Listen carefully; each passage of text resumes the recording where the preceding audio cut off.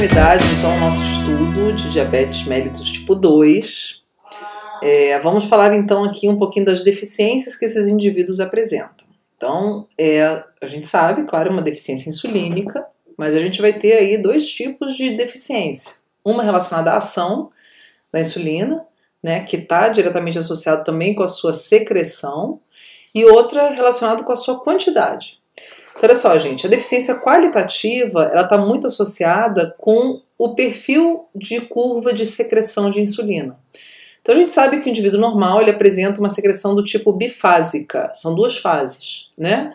Uma bem aguda, acontecendo rapidamente e bem intensa, né? E uma segunda fase que ela é mais prolongada, ela dura um pouquinho mais de tempo e não tem necessariamente a mesma intensidade da primeira. Então, no indivíduo normoglicêmico a gente tem esse padrão, né, essa cinética. No indivíduo portador de DM2, olha só, ele vai ter uma curva diferente, tá vendo? Ele não vai ter duas curvas, né? Ele vai ter uma só, tá? Ele perde a primeira fase de secreção. Então, essa é uma característica de indivíduos com diabetes mellitus tipo 2. Uma outra questão também que acontece, que é muito frequente, é morfológica. Então, você tem uma alteração das ilhotas de Langerhans, que vai, claro, culminar na quantidade de insulina produzida. Nessas ilhotas alteradas morfologicamente, elas também vão reduzir a sua função. Então, no indivíduo normal, né, que tem um pâncreas saudável, a gente tem aqui a ilhota de Langerhans bonitinha, né, com aquela cápsula fibrosa ao redor, lembra que a gente falou? As célulazinhas lá dentro. No indivíduo com DM2, a gente já vê um aspecto diferente, estão vendo aqui? Né, uma característica mais amorfa, esse rosão depositado aqui no meio, tá vendo? Menos células. Isso é por conta de uma reação, gente, que é uma degeneração que a gente chama de amiloidose, que é o acúmulo de proteínas do tipo amilina. Lembra, isso é muito comum em células que produzem polipeptídeos, que estão com algum tipo de alteração, tá? Que estão sofrendo algum problema. Essa amilina, então, ela se acumula nos espaços extracelulares e isso acaba prejudicando a própria manutenção da funcionalidade dessa estrutura, tá? Então, a célula beta, ela produz amilina, né? E aí, muitas vezes, essa amilina ela vai ser produzida em grande quantidade, justamente porque o que leva à produção da amilina são os mesmos fatores que estimulam a produção da insulina. Então, esse quadro de amiloidose está muito associado com aqueles fatores todos que predispõem diabetes mellitus tipo 2, como, por exemplo, obesidade, aumento de ácido graxo livre circulante.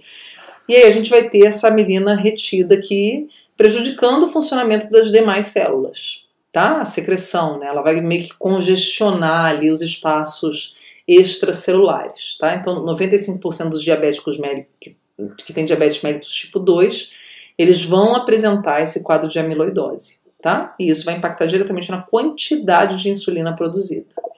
Vai diminuir ainda mais. Bom, um parâmetro importantíssimo que a gente tem que lembrar, que é utilizado para monitoramento de diabéticos tipo 2, é os modelos de avaliação de homeostase, que são os OMAs, né? Então a gente tem um OMA relacionado com resistência à insulina e tem um OMA beta que é relacionado com a funcionalidade das células beta. A gente sabe que o indivíduo que tem resistência à insulina, ele vai apresentar esse OMA-IR cada vez maior, ele é um índice, né? E isso está relacionado com o quê? Com o aumento do nível de insulina. Então, se a gente aumenta a concentração de insulina, isso significa que a gente vai ter um aumento do OMA-IR. Então, lembrando, eu comentei já isso com vocês quando a gente falou de síndrome metabólica e resistência à insulina.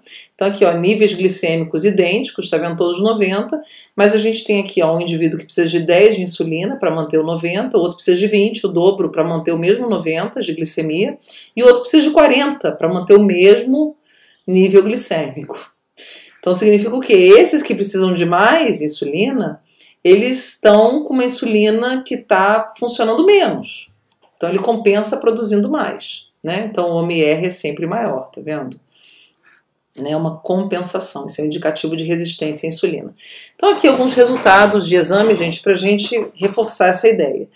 Então eu tenho aqui uma glicemia de jejum, ó, né? Flutuando ao longo de muito tempo, que a pessoa fez essas análises, montando esse gráfico.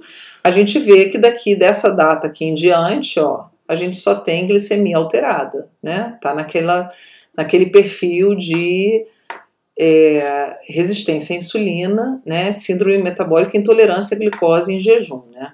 Então a gente tem aqui acima de 100, não é legal, né. Bom, vamos correlacionar aqui embaixo, ó. Aqui insulina basal, então os níveis de insulina. Então vamos correlacionar esses que estão com esse círculo verde, que foi o sangue colhido na mesma data. Então a gente vê aqui, ó, então aqui está 101 de glicose e insulina 11,11. Aqui 116 de glicose, insulina 19,16, quer dizer, aqui a glicose subiu, né, a gente teve um aumento glicêmico e aí a gente tem um aumento da insulina. É bonitinho ver isso, né? Você vê que o corpo respondendo, os resultados eles são correlacionáveis, né?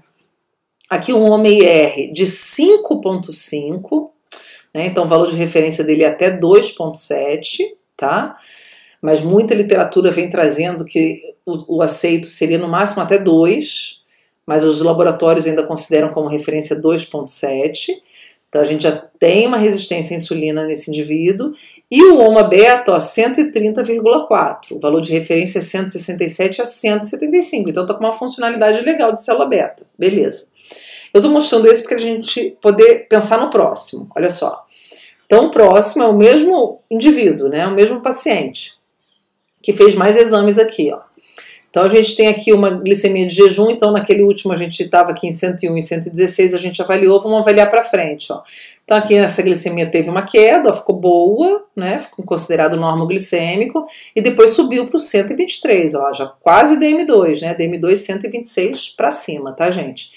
E aí vamos comparar com a insulina. Então olha só, gente, aqui o 116 de glicose deu 19,16 de insulina.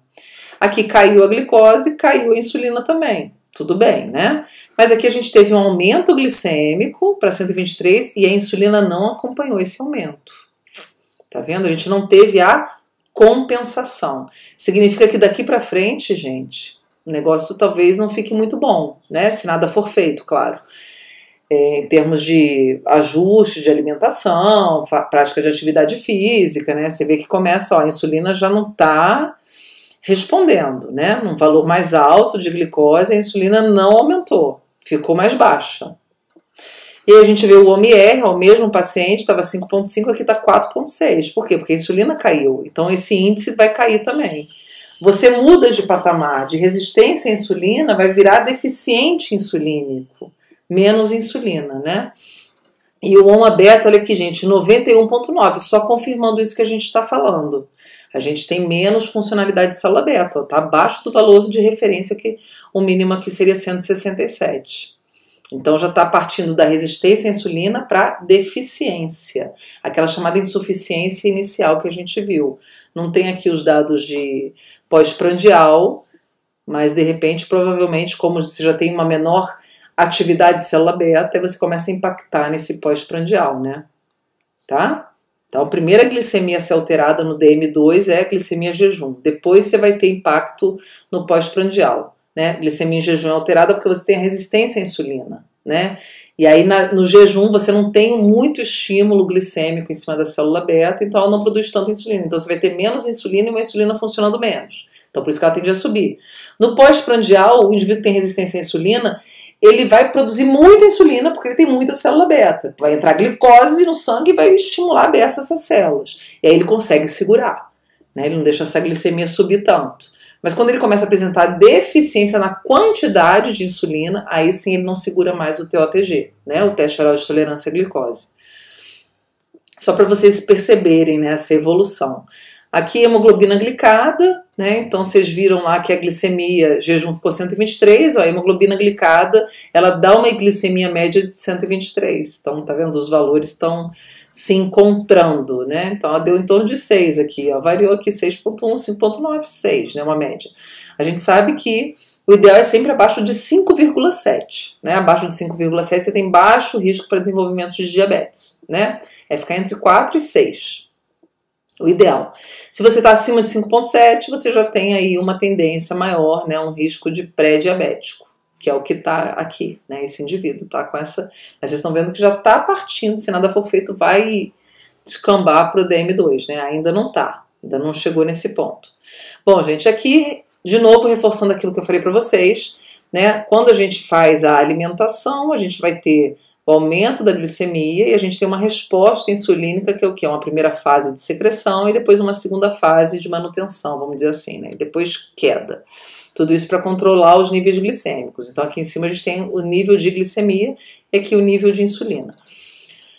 Bom, quando não tem insulina ainda, o fígado está produzindo glicose para manter a glicemia. No momento que a insulina pinta na jogada, a gente tem o fígado suspendendo a produção de glicose, porque a insulina sinaliza para isso, né? Ela atua no fígado inibindo a produção endógena de glicose.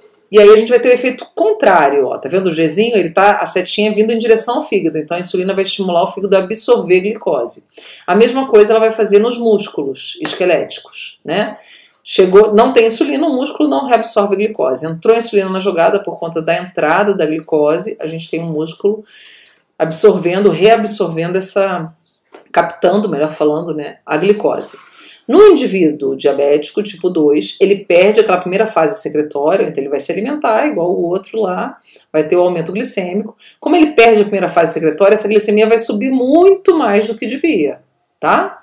Então ele vai ter só aquela segunda fase, que dura um pouco mais, mas ela não é tão intensa, ela é de menor intensidade.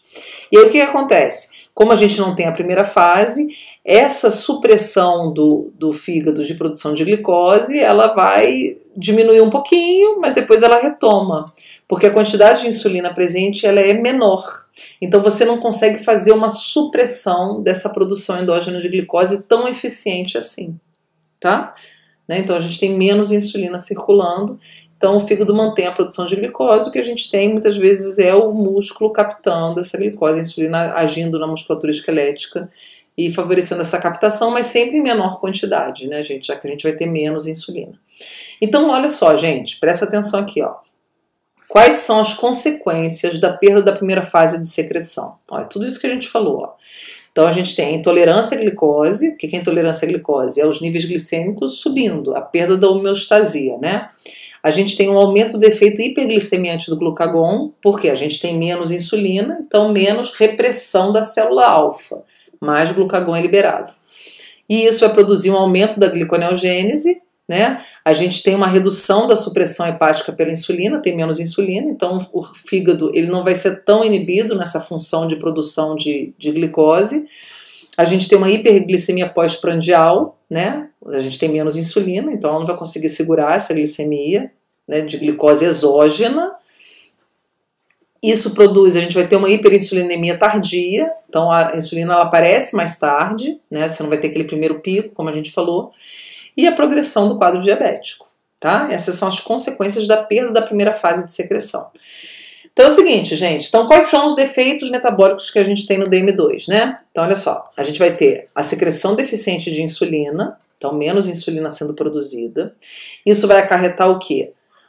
Numa captação de glicose diminuída, por quem? Pelo tecido adiposo e pelo músculo esquelético. Isso porque tem pouca insulina e, além disso, essa insulina não funciona bem.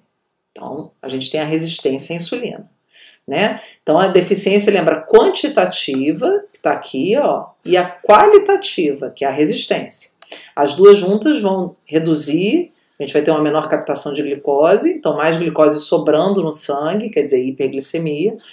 E, além disso, a insulina vai, como ela está em menor quantidade e funcionando menos, ela não vai conseguir segurar o fígado na produção de glicose. Então, não vai conseguir inibir essa produção. E o fígado vai botar a glicose no sangue, né? Então, vai intensificar ainda mais esse processo de hiperglicemia. Tá ok, gente? Bom, aqui os valores de referência, eu já comentei sobre eles com vocês, né? Quando a gente falou de diagnósticos e ferramentas e tal, laboratoriais que a gente utiliza para fazer diagnóstico e controle glicêmico.